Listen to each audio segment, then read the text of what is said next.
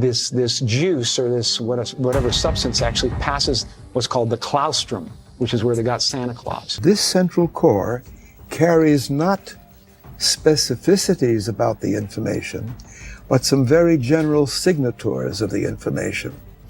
The tale of Santa Claus isn't just a holiday story. It holds an ancient secret. The chimney, the gifts, the night, all are symbols with hidden meanings about the body and spirit. What if this familiar story is actually about a journey inside us? The parallel between that and alchemical sex is that there's 33 vertebrae in your spine. There's 33 years in the life of Jesus. This story is more than what it appears. It's a call to uncover the truth about who we really are and the hidden power we all possess. Let's find it out together. At the heart of this ancient metaphor lies the claustrum, a small yet profound part of the brain. Within it, a sacred fluid is said to originate, a precious oil, shimmering with potential, which begins a hidden journey through the body. This oil, sometimes referred to as Christos in ancient Greek, meaning anointed one, represents something far greater than its physical properties. It embodies enlightenment, regeneration, and the alchemical transformation of the self. This journey begins in the cerebrum, flowing downward along the spinal cord to reach the sacrum, a set of fused bones at the spine's base. Beneath this lies the coccyx, a vestige of our evolutionary past, where the sacred oil is believed to gather before rising again. Surrounding the sacrum is the sacral plexus, a network of nerves that seems to hum with ancient resonance. The descent of the oil is symbolic, a sacred process mirroring the mythological tales passed down through generations. The story of Santa Claus is rooted in this mystery. Santa Claustrum, as it is called in esoteric teachings, represents the sacred oil's movement within the body. The act of coming down the chimney is no mere fantasy, but a profound metaphor for this inner alchemy.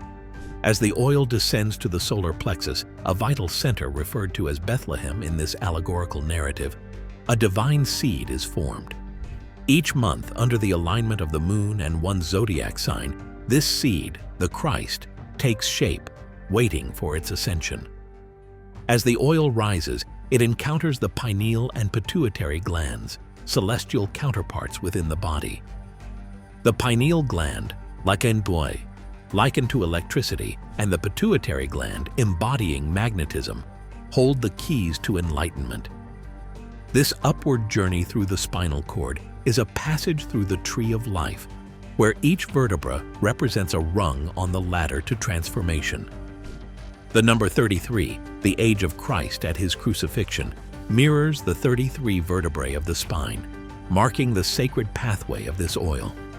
When the oil reaches the optic thalamus, it rests as if in a tomb, dormant yet alive, for 2.5 days.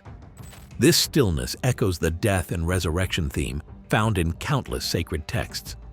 Upon awakening, the oil illuminates the pineal gland and the optic thalamus, casting light into the darkness and unlocking a realm of heightened awareness. This is the light of the world, a beacon hidden within each of us, waiting to be kindled. Ancient wisdom speaks of how this process can be hindered. Overindulgence, reckless consumption, and unchecked desires can deplete this sacred oil. The warning to not eat from the tree of life carries a deeper meaning. It cautions against actions that squander this vital energy. For those who understand its significance, preserving this oil becomes a sacred duty, a path to prolonged life and spiritual awakening. The ancients revered the knowledge of spiritual and physiological harmony, embedding it deeply into their myths and scriptures. These teachings were not mere symbolic tales, but represented a profound understanding of human potential and the mysteries of consciousness.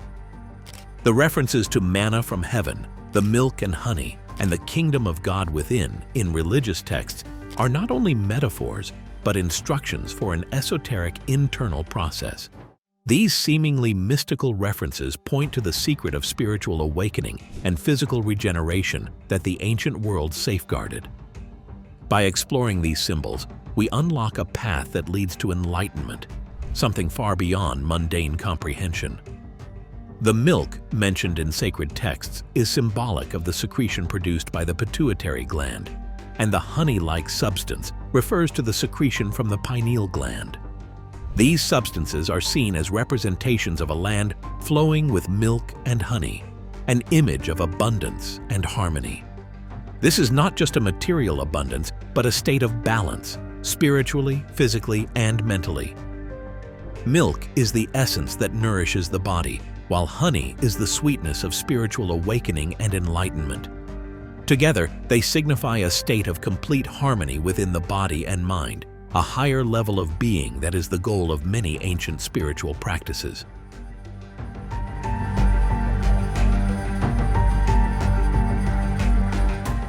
This is no idle tale. The ancient wisdom passed down through the ages speaks of a secret process that can elevate one's consciousness and regenerate the body. This knowledge was considered sacred, and those who could master the elevation of this sacred oil, the oil of life, could activate dormant brain cells and unlock a higher state of awareness. The experience of decalcifying the pineal gland and opening the third eye is subjective and can vary from person to person. This is a consciousness that transcends the mundane and moves toward divine understanding. It is a process of regeneration, both mentally and physically, that was known only to a select few throughout history. The Egyptians, one of the great ancient civilizations, were particularly aware of this knowledge. Their grand structures, especially the pyramids, were not merely tombs, but ascension chambers.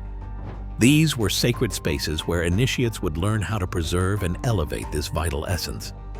The pyramids were designed to assist in the elevation of consciousness, serving as both physical and spiritual conduits. The wisdom of the pyramids was centered on the principle of rising above the earthly realms, aligning with the celestial, and mastering the sacred oil that would activate higher faculties of the mind.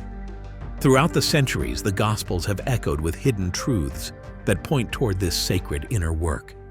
Phrases like, "I am the light of the world," "Keep your eye single," and "The kingdom of God is within," are not just poetic expressions.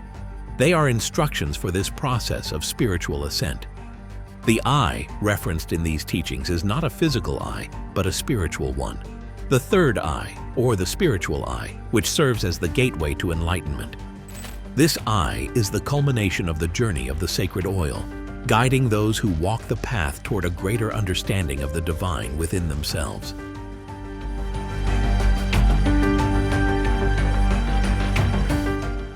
However, modern interpretations of these texts often miss the depth of their true meaning. Many people today focus on salvation through external means, waiting for a divine figure to return or for external circumstances to bring them deliverance. Yet the Apostle Paul spoke of a sacred secret within each person. He emphasized that Christ, the divine spark of light, does not dwell in the heavens above, but within each of us. This kingdom of God is internal, waiting to be unlocked through the individual's efforts to rise above the base desires and attachments that bind them to the physical world. Only by transcending the lower chakras, which are connected to the primal instincts and earthly attachments, can one elevate the sacred oil. The journey of spiritual awakening is not without its challenges. Overcoming the lower chakras, which are tied to our basic needs, desires, and survival instincts, is necessary in order to allow the sacred oil to rise. This process is often likened to the crucifixion, a metaphor for the transformation that must occur within a person to access the higher realms of consciousness. Just as Christ underwent crucifixion as a transformative event, so too must individuals undergo their own trials in order to ascend to higher levels of being. Central to this process is the vagus nerve, also known as the pneumogastric nerve, which plays a pivotal role in guiding the sacred oil upward. This nerve, which extends from the brainstem to the abdomen, is symbolic of the path one must take to transcend the earthly and physical realms. It is a conduit for the ascent, much like Santa Claus ascending the chimney to deliver gifts. However, the gifts Santa carries are not material possessions, but spiritual awakenings and wisdom, representing the ultimate treasures that await those who undertake the journey of inner transformation. The journey toward enlightenment involves awakening the cerebrum, the part of the brain that houses the higher functions of the mind. The cerebrum's hemispheres are often described in sacred texts as the cherubim, angelic beings that guard the Ark of the Covenant. Within this ark is the manna, the food of the gods, which symbolizes divine knowledge. The hippocampus, the part of the brain involved in memory and learning, is also integral to this process. It is often referred to as the little horse, symbolizing the vehicle upon which the divine rides. This sacred region, along with the pineal and pituitary glands, forms the Holy of Holies, a sanctuary within the body where the sacred oil completes its journey.